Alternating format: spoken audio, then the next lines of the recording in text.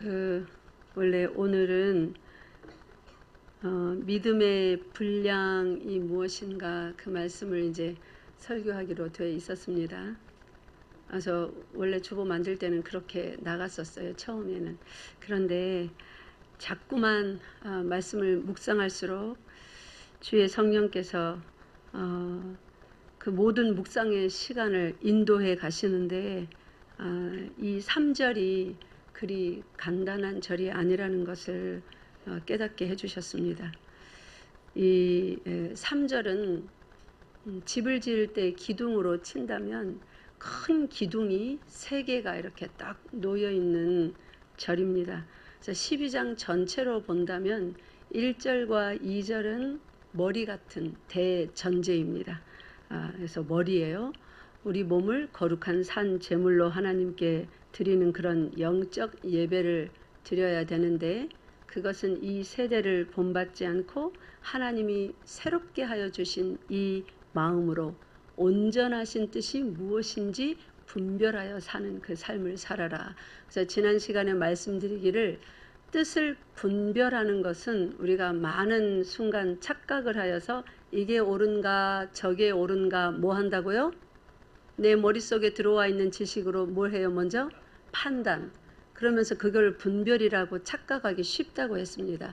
그거는 절대 분별하는 것이 아닙니다. 인간의 지식과 이해로, 그 생각으로 판단하는 것입니다. 그래서 여기 말씀은 판단이 아니라 분별하도록 하라, 그렇게 했는데, 이 분별을 어떻게 하는 것인가? 그럼 그것을 창세기 22장 말씀, 아브라함의 이삭을 번제로 드린 그 제사를 예로 들어서 분별과 판단이 어떻게 다른지 지난주에 자세히 말씀을 전했습니다.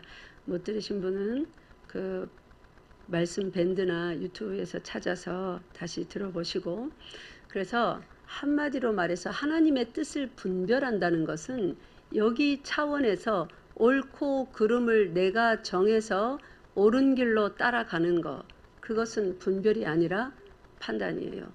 많은 경우에 그게 틀린 길일 수가 굉장히 많습니다. 그래서 분별을 어떻게 하는가 하면은 성령께서 감동하여 주신 대로 내 몸을 드리고 마음을 드리고 생각을 드려서 그것에 순종하면, 그 말씀에 순종하면 그 뜻이 선하다는 것이 뭐 된다고요? 분별이 된다고 했습니다. 그래서 분별은 제일 나중에 결론적으로 우리의 깨달음으로 오는 것이지, 내가 분별해서 이게 맞다 이게 아니다 그렇게 하는 것이 아니라는 것 지난 시간에 잘 말씀을 드렸습니다. 그래서 로마서 12장 전체를 하나의 사람으로 본다면 1절과 2절은 그 대전제, 머리예요. 그리스도인이 어떻게 살아야 되는가, 즉 판단해서 옳은 길을 따라가는 것이 아니라 성령의 주신 감동, 또 기록된 이 말씀을 따라 내 몸과 마음과 생각을 다 들여서 순종하면 그 결론이, 하나님의 뜻은 내가 생각하기에 망한 것 같았는데, 이삭을 죽이면 망하잖아요, 그죠? 망할 것 같았는데 망하는 게 아니구나, 선하신 뜻이 드디어 열매로서 분별되어지는 것이라 했습니다. 그럼 3절은 어떤 절이냐면, 3절이 또 굉장히 중요한 절입니다. 이 사람의 심장이 어디 있어요? 가슴에 있죠. 3절은 사람의 몸으로 치면 이 심장, 그리고 숨이 오르락 내리락 하는 이 목, 이 부분과 같은 그 구절입니다. 그래서 기둥이 안에가 3개가 들어 있습니다. 이것 중에 하나라도 제대로 서지 아니하면 3절이 다 무너져 내립니다.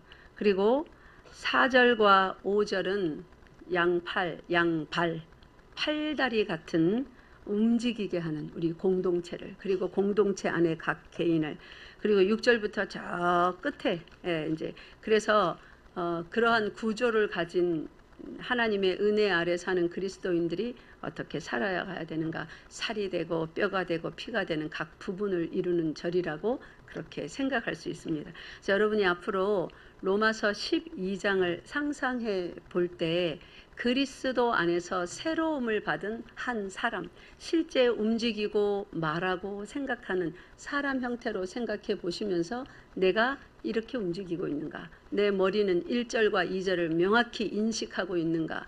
내 가슴은, 내 심장은 3절에 의해서 뛰고 있는가? 여기서 이제 동력이 나오죠. 마음이 동해야지. 머리가 아무리 명령해도 마음이 동하지 않으면 동력이 안 나와요. 그냥 뭐 그래 그거는 목사님이나 하시고 뭐 장로님들이나 하시고 나는 뭐 교역자도 아닌데 뭐 하나님의 종도 아닌데 이러면서 저 힘이 안 움직입니다. 안 나옵니다. 동력이. 그래서 이 가슴이 움직이는 거 굉장히 중요해요. 그래서 3절을 우리가 잘 배워야 됩니다.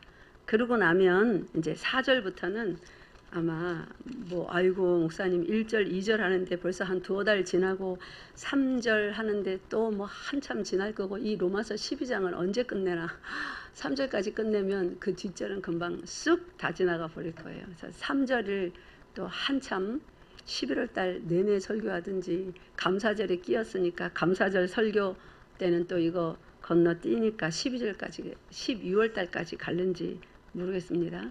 그래서 오늘은 또 성찬식도 있으니까 설교 시간이 되게 짧습니다. 그래서 3절에 아주 그냥 3절 하나의 서론의 정도 되는 짧은 말씀을 오늘 전하고 그러나 그 속에 굉장한 진리 우리가 반드시 기억해야 되는 말씀들이 있으니 잘 들으셔서 오늘 성찬에 참여하는 세례 받으신 모든 성도들은 성찬에 참여하는 성도로서 내가 어떻게 살아야 되는지 오늘 3절을 통하여 분명히 깨닫는 은혜를 반드시 받으시기 바랍니다.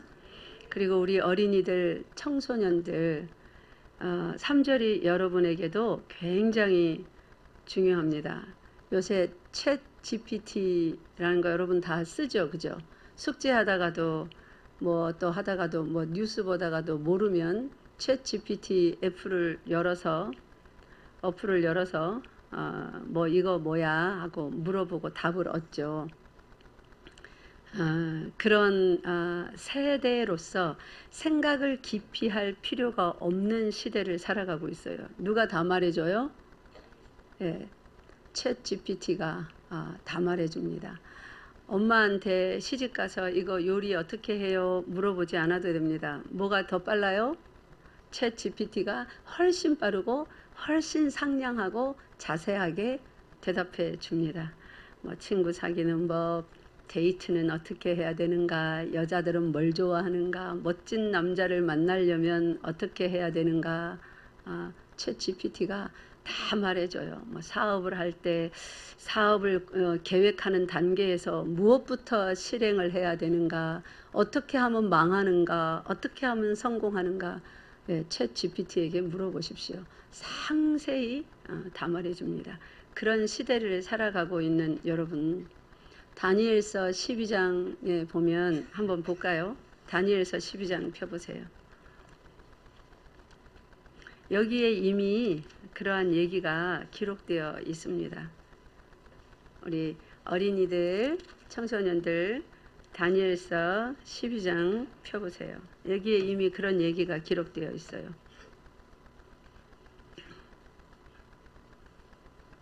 4절 읽겠습니다. 12장 4절 시작. 다니엘아 마지막 때까지 이 말을 간수하고 이 글을 봉함하라. 많은 사람이 빨리 왕래하며 지식이 더하리라. 아멘. 여기 다니엘서 12장에 기록된 지식이 더하리라 이 말은 그냥 지금처럼 사람들이 그들의 그 아주 인텔리전스한 이 머리에서 나오는 그 지식 연구하고 경험하고 실험해보고 결론으로 이것은 진짜 그렇구나 믿을만하다 한 그 지식 뭐 그런 것을 자꾸 이렇게 쌓아 나가는 그런 정도의 지식의 더함을 말하는 것이 아닙니다.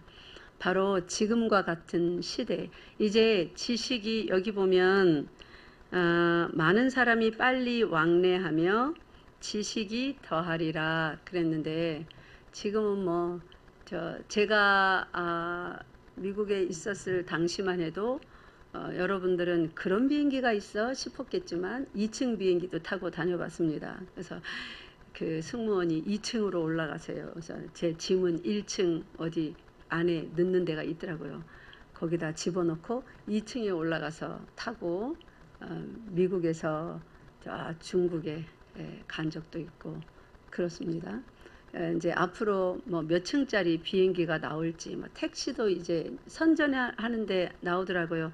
택시 날아다니는 거 아직은 만화 형태로 나오지만 아마 곧 여기 앉아 있는 주일학교 시대가 어른이 되면 그런 택시 나오지 않겠습니까? 그래서 택시 부르면 공중에서 슉 가서 바로 집 문 앞에 딱 서고 마당 안으로 딱 내려주고 대문 안 열어도 되고 뭐 그런 시대가 안 오겠어요. 사람들이 그렇게 여러 가지 교통 수단을 이제 만들어서 빨리 왕래할 겁니다. 지금은 또 홀로그램이라는 것이 있어서 내가 실제 거기에 안 가도 내 형태가 회의 장소에 있게도 합니다. 그죠? 무슨 갑자기 이렇게 순간 이동한 것 마냥 그렇게 사람들은 빨리 왕래하고 어느 곳에나 있을 수 있는 그런 시대가 되었습니다. 그 타임라인 지나가면 뭐 밤이 되고 낮이 되고 이제 필요가 없어요. 온라인으로 언제 어디서나 즉각 현장감 있게 회의를 할 수 있습니다. 제가 한 달에 한 번씩 우리 IFC 국제 회의를 하는데 저쪽은 뭐 스리랑카는 3시간 반 느려서 나는 good afternoon 하는데 저기서는 good morning 하고 벌써 그런 거를 계속 매달 해가고 있습니다. 이게 빨리 왕래하는 거예요. 실제 내가 여기 안 와도 여기 있는 사람과 대화하고 회의합니다. 빨리 왕래합니다. 지식이 더하리라. 지식이 어떻게 더해요? 사람들이 연구하고 깨달은 것을 지식 창고에 차곡차곡 더하는 그 더함에다가 이제 챗 GPT라는 것. 챗 GPT가 뭐예요? Generative Pre-training GPT, Transformer. 그래서 이미 생성되어 있는 많은 지식들을 훈련받아서 그것에 의해서 이렇게 물어보는 사람들의 모든 필요에 적당한 지식을 다시 재구성해서 내놓는 거예요. 그러니까 이 챗 GPT는 없었던 지식을 새로 만들어내지는 못하지만 있는 모든 지식, 미리 트레이닝 받은 모든 지식, 사람들은 그 모든 걸 기억 못하죠. 그들은 그 모든 걸 기억장치 회로에 다 기억이 돼 있기 때문에 다 기억합니다. 그래서 어떤 면에서 사람들의 능력을 능가하는 그런 면도 있습니다. 이 한정된 우리는 기억력을 가지고서 일하는데 그들은 한정된 기억력이 아니라 정확한 기억력입니다. 회로에 주입된 모든 답을 내놓습니다. 그 지식까지. 그러니까 지식 증가의 속도가 얼마나 빠릅니까? 이렇게 지식이 더하리라. 그런데 하나님께서 챗 GPT 뭐 그거 이상 가는 버금가는 여러 가지 것들이 많이 나와도 절대로 그들이 알 수 없는 하나님의 영역에 들어가지 않고 알 수 없는 지식을 한 가지 여기서 말씀하셨어요. 뭡니까? 그 백성의 구원에 관련된 그 마지막에 대한 것을 여기 지식이 많이 더하는데 하나님이 이것도 놀라운 지식이니까 펼쳐보아라 하지 않고 4절 보세요. 다니엘아 마지막 때까지 이 말을 어떻게 해요? 간수하고 이 글을 봉함하라. 그래서 다니엘 보고 딱 봉함하라고 하셨습니다. 그러니까 이거는 하나님께서 펼쳐 보여주시지 않고는 챗 GPT 아이고 이게 있어서 이제 뭐든지 할 수 있다 할 것 같지만 그들은 창조의 일은 못합니다. 용서 못합니다. 원수를 어떻게 갚아야 할까요? 착 하면 법적으로 또 뭐 인간적으로 어떻게 내가 그래도 분이 안 풀리면 어떻게 해야 된다 하겠죠. 그런데 원수를 갚는 정말 내가 한 발 물러서고 하나님께 맡기는 그런 일을 말하지 못합니다. 악으로 욕으로 갚지 않고 도리어 복을 빌어주는 그런 말을 못합니다. 그래서 예수 그리스도 믿는 하나님의 말씀을 지닌 주의 자녀들은 겁낼 필요가 없어요. 오히려 이런 AI, artificial intelligence라고 하는 거죠. 하나님이 만들어 주신 이 창조적인 생각을 할 수 있는 이 지각과 마음을 가진 우리들은 그 사람들이 만들어 놓은 그런 지각을 가진 인공지능의 시대에 사람들 두렵다. 이제 이들이 사람을 지배하면 어떡하나 두려워 떨죠. 그리스도인들의 제일 강점이 예수 그리스도를 소유했다는 것입니다. 그 인공지능은 죽었다 깨나도 앞으로 진화의 진화를 발전의 발전을 많이 해서 실제 우리와 똑같은 피부를 가지고 움직이며 돌아다니며 말하고 살고 사람인 줄 알고 결혼도 할 수 있겠죠. 요새 뭐 희한한 일이 있어서 제가 이렇게 한번 말해봅니다. 그분이 남자인 줄 알고 이것처럼 그것이 사람인 줄 알고 결혼도 할 수 있겠죠. 그러나 그리스도인들은 속지 아니하시는 하나님이 누구 속에 있어요? 우리 속에 있으므로 속아 넘어가지 않는. 그래서 제일 강력한 능력으로 살 수 있는 시대가 바로 지식이 증가하고 AI가 많은 것을 주관하는 이 시대인 줄 믿으시기 바랍니다. 네, 그럼 다시 오늘 로마서 12장에 와봅시다.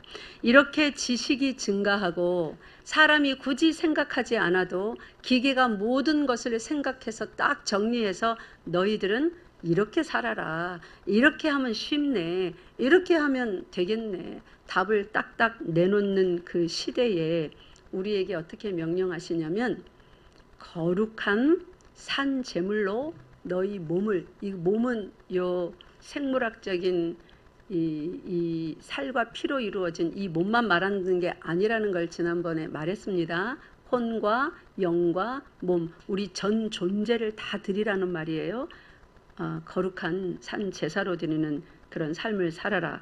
그렇게 하면서 3절에 보니까 내게 주신 은혜로 말미암아 너희 각 사람에게 말하노니, 어디와 좀 비슷해요?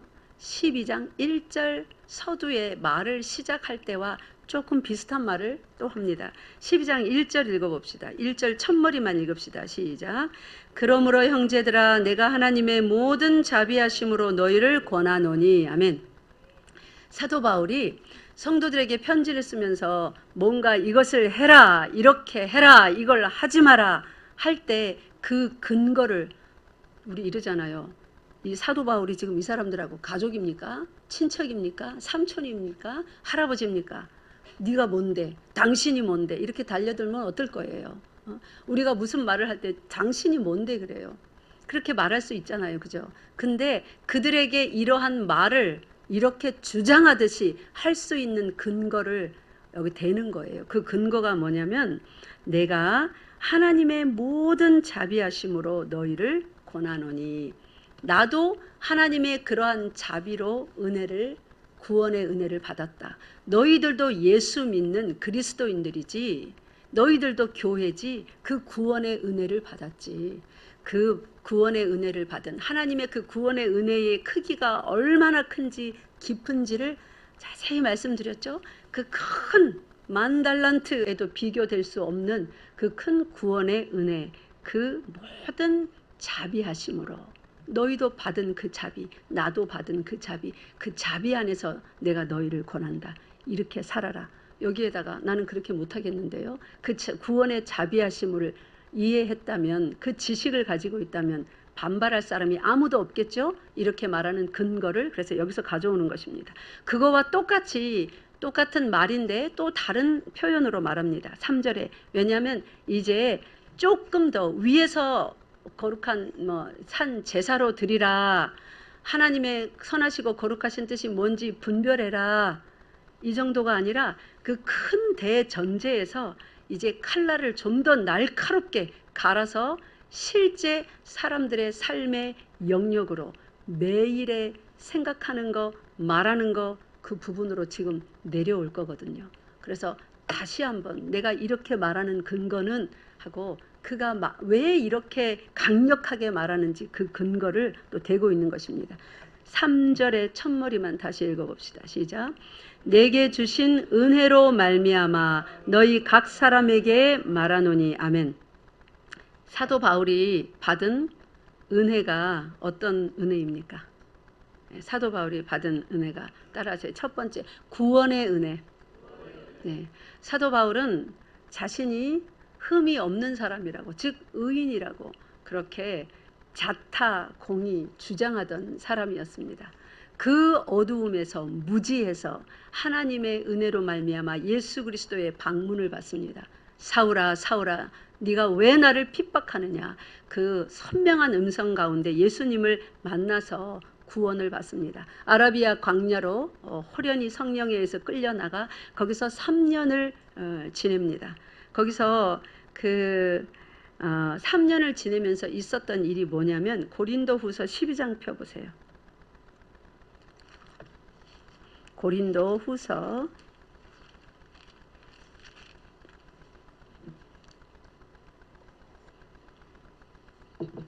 12장 6절 7절 보겠습니다.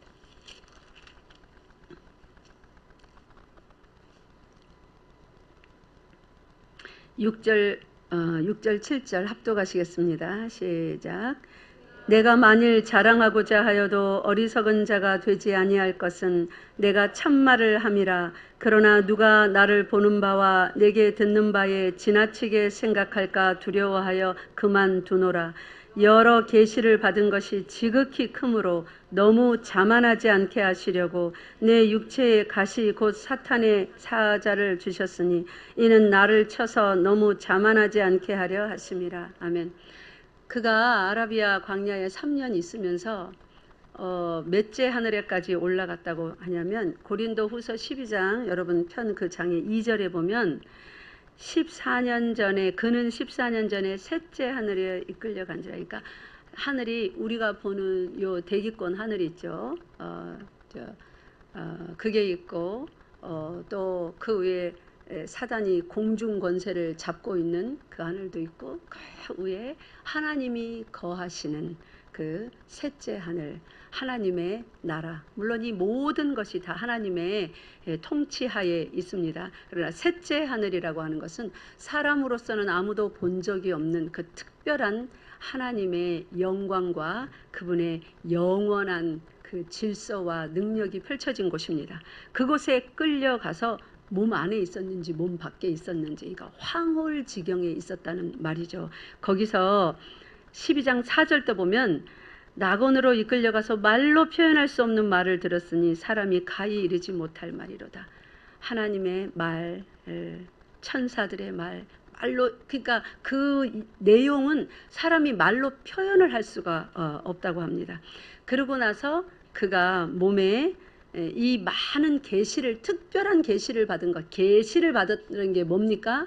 하나님이 드러내어서 보여주셨다는 말. 계시 받았다 이게 뭐 저기 뭐 계룡산 가서 막 도 닦고 이래서 뭔가를 갑자기 번쩍 깨달아서 알게 됐대. 이게 계시가 아니라 감추어진 것을 하나님께서 드러내어 주시는 것, revelation을 reveal하는 거. 이걸로 만약에 이렇게 이게 가려 있어요. 그러면 이 마이크에 요 앞에 머리 부분이 무슨 색깔이고 어떤 모양인지 여러분들이 모른다 칩시다. 그럼 요렇게 드러내잖아요. 그러면 알잖아요. 그죠? 이게 계시해 주는 거예요.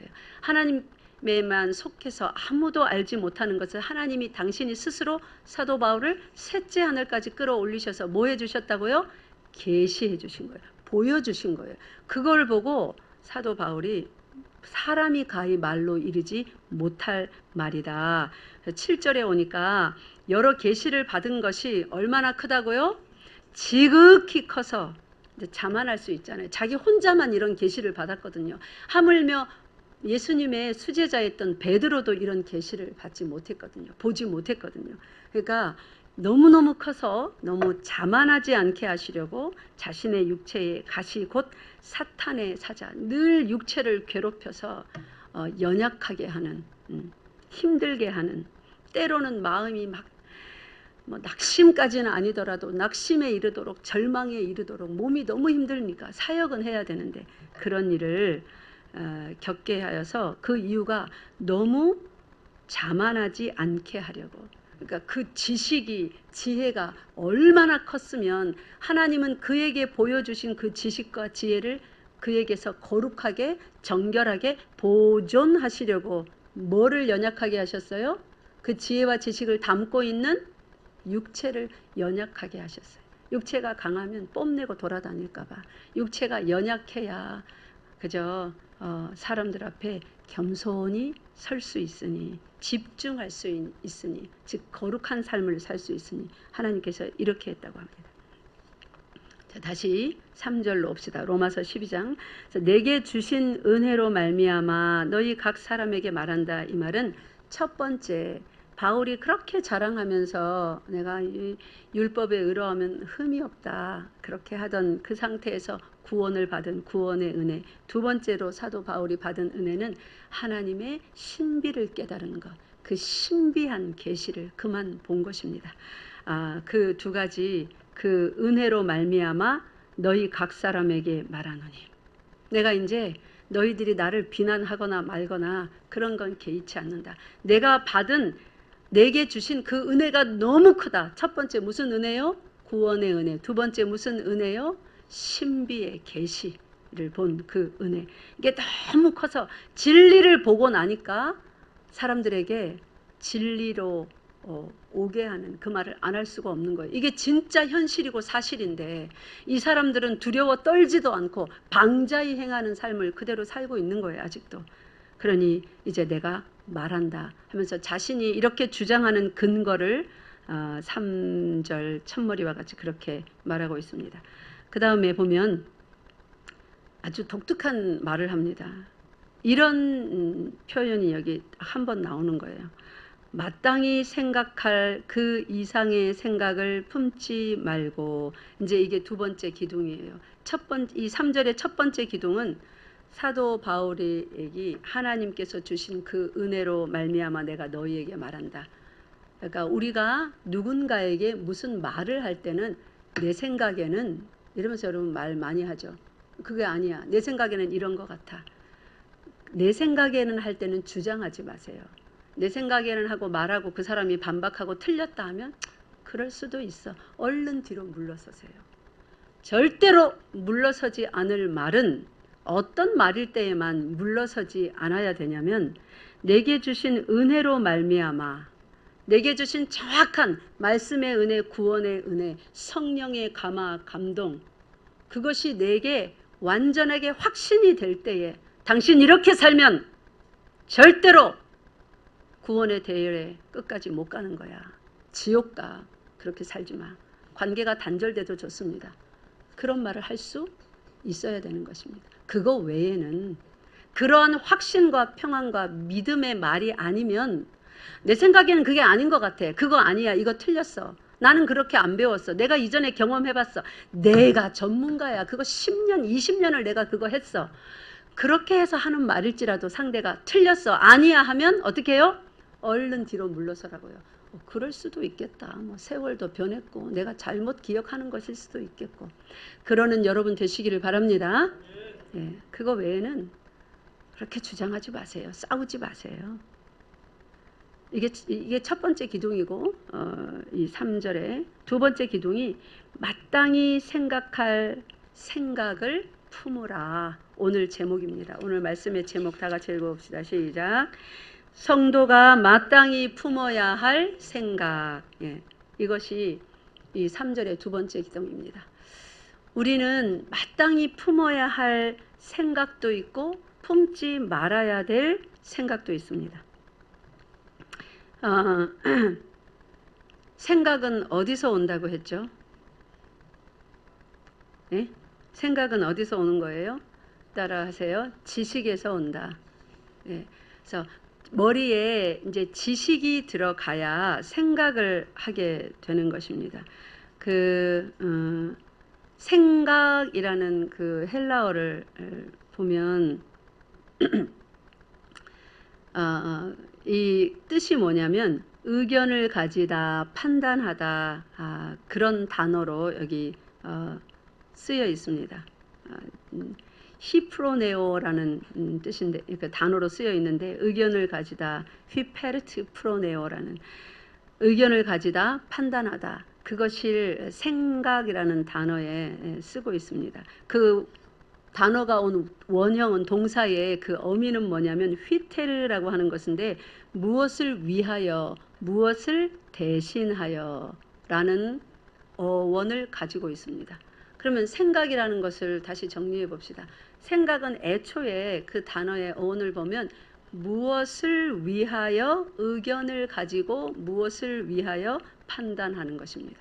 그러면 생각이라는 것은 내가 나 자신을 위하여 내 마음대로 하는 게 아니라 우리가 창조된 피조물이라는 것을 함의하고 있는 단어예요. 생각이라는 단어 그 어원 자체가 무엇을 위하여, 무엇을 대신하여라는 뜻이 있으므로, 그래서 이 생각은 그러면 누구를 위하여 해야 되는 거예요?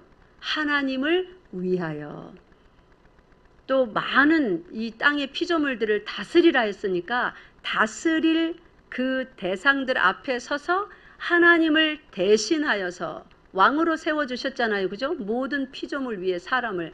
그러면 하나님의 대리자입니다. 우리들도 지금 예수님께서 너희는 가서 모든 민족으로 제자를 삼아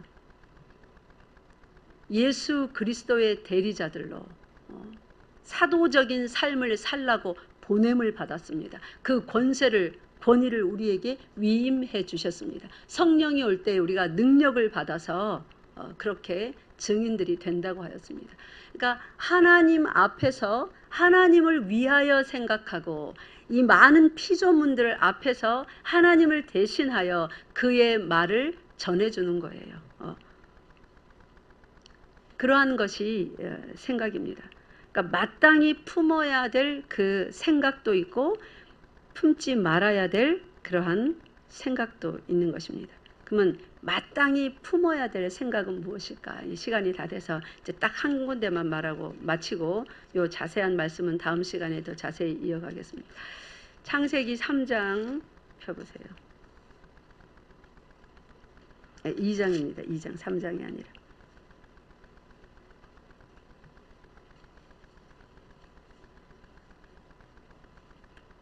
창세기 2장에 하나님께서 사람을 창조하시고 그들이 마땅히 품어야 될 생각을 이제 다른 일반적인 그 법은 양심이라는 것에 기록을 해 주셨습니다. 그래서 이 양심이라는 것은 마음에 기록된 하나님의 율법이라고 로마서에서 말합니다. 그러니까 즉 생각을 깊이 안 해도 어떤 상황에 닥치거나 위험한 일이 닥치거나 아니면 어떤 옳지 않은 일에 딱 상황이 닥치면 저절로 거의 본능적으로 아 이것이 옳구나 틀리구나 하고 감지해낼 수 있는, 그래서 하나님의 의로운 길로 따라갈 수 있는, 믿든 자든 믿지 않는 자든 그러한 것이 양심이에요. 그래서 기본적인 삶의 도리죠. 하나님의 형상을 따라 지음받은 인간으로서. 근데 그거 외에 특별히 생각을 잘 할 수 있도록, 생각을 잘못하면 어떻게 되는 겁니까, 여러분? 따라하세요. 망한다. 그래서 여러분 세월이 많이 지난 다음에 내가 왜 그때 생각을 잘못해가지고 이런 말 몇 번이나 하면서 살았어요. 생각을 잘못하면 망하는 겁니다. 그래서 사람을 창조한 다음에 이들이 망하는 길로 가지 아니하고 생명길로 가도록 생각을 하도록 하나님께서 지식을 하나 주십니다. 지식의 말씀이죠. 그 지식의 말씀이 뭐냐? 2장 16절 17절 이것이 처음으로 그들이 생각을 잘할 수 있도록 마땅히 품어야 될 생각으로 주신 지식의 말씀입니다. 시작. 여호와 하나님이 그 사람에게 명하여 이르시되 동산 각종 나무의 열매는 내가 임의로 먹되 선악을 알게 하는 나무의 열매는 먹지 말라. 내가 먹는 날에는 반드시 죽으리라 하시니라. 아멘. 이 지식의 말씀을 양심의 하나님의 율법을 기록하여 주셔서 하나님의 존귀한 형상을 닮은 사람으로 창조받은 자로서 언제 어떤 상황에 이르든지 갈 바를 몰라 이거 어떻게 해야 돼? 당황하지 않도록 양심만 따라가면 돼요. 양심을 안 따라가서 탈이지. 그렇게 해두신 다음에 생각을 잘 해야 또한 하나님 앞에 나아가는 그 길을 잃지 않습니다. 생각을 하는 존재로서 만들었거든요. 하나님도 내가 너희를 생각한다, 내 백성을 생각할 때에 하나님도 생각한다는 말을 굉장히 많이 하십니다. 왜 생각하세요? 하나님의 완전한 지식 가운데 계획하셨기 때문에 그 지식의 말씀 속에서 생각하시는 거예요. 이들을 이리로 인도해야 될 텐데, 저들이 저 길로 가면 안 될 텐데 하고 판단, 무엇에 대해서 판단하는 것, 그걸 생각이라고 했죠. 구별을 하는 것. 그래서 하나님도 그렇게 생각하십니다. 하나님의 생각을 따라 우리도 동일하게 생각할 수 있도록 뭘 주셨어요? 지식의 말씀을 주셨습니다. 그래서 생각할 수 있도록. 생각을 잘했으면 아담과 하와가 선악과를 따 먹었을까요? 안 따 먹었겠죠. 여러분, 마땅히 품어야 될 생각이 무슨 생각입니까? 여러분 성경 딱 잡아보세요. 여러분 앞에 있는 성경 잡으세요. 성경의 말씀대로 따라하세요. 성경의 말씀대로 생각하자. 여러분 살다가 생각이 막히거나 내가 도대체 어떻게 나아가야 될 바를 모르겠다. 생각이 혼란스럽다. 나가서 바람 쐬고 카페 가고 친구에게 전화하고 하지 말고 그때는 즉각 여기를 펴세요. 여기에 여러분이 마땅히 품어야 될 생각이 전부 이미 기록되어 있습니다. 지금 GPT, 챗 GPT 이러면서 거기다가 물어보면 전부 다 말해주는 그 시대에도 그는 이미 나와 있는 이거를 요약해 줄 수는 있으나 이거를 읽을 때에 성경을 읽을 때에 글자가 말하는 게 아니라 성령이 저자이기 때문에 성령 하나님께서 성경 속에서 여러분의 마음을 감동하여 주셔서 하나님의 음성을 듣게 합니다. 그죠? 챗 GPT가 그것을 합니까? 절대로 못합니다. 챗 GPT는 그래서 바보입니다. 그냥 기계일 뿐입니다. 두려워하지 마십시오. 이런 시대에도 절대로 두려워하지 마시고 자녀들에게 말씀을 가르치고 묵상하게 하고 하나님과 교통하는 법을 가르치세요. 그러면 이 어떠한 기계 문명이 꽃을 피운다 할지라도 그곳에서 세계의 우뚝 선 리더로서 자리매김을 할 수 있습니다. 그래서 그리스도인들이 가장 강력한 힘을 발휘할 수 있는 시대가 바로 이 시대가 아닌가 싶습니다. 믿습니까? 생각 잘하는 한 주간 되시기 바랍니다. 마땅히 품어야 될 그 생각을 붙잡고 품고 사는 여러분 되시기를 바랍니다. 기도하겠습니다. 하나님 아버지 참 감사합니다. 예수 그리스도께서 십자가에서 죽으심으로 말미암아 모든 더럽고 추악한 어두운 생각들을 우리에게서 제거하여 주시고 예수 그리스도의 마음을 품게 하시고 하나님의 생각을 같이 품게 하시니 참 감사합니다.